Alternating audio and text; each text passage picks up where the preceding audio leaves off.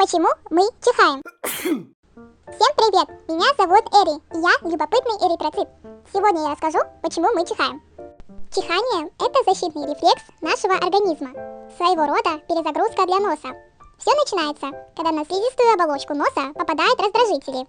Это пыль, пыльца, резкие запахи, вирусы или бактерии. Нервное окончание в носу мгновенно фиксирует это и отправляет сигнал в особый центр в головном мозге. Это продолговатый мозг. Мозг тут же отдает команду на очищение дыхательных путей. Организм готовится к мощному выдоху. Вы делаете глубокий вдох. Мышцы груди и живота сильно напрягаются.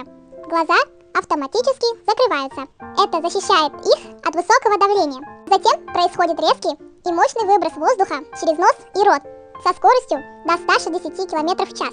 Вместе с потоком воздуха из носовой полости буквально выметаются все бактерии и соринки. Так что чихание – это естественный и очень эффективный способ нашего тела поддерживать чистоту и здоровье дыхательной системы.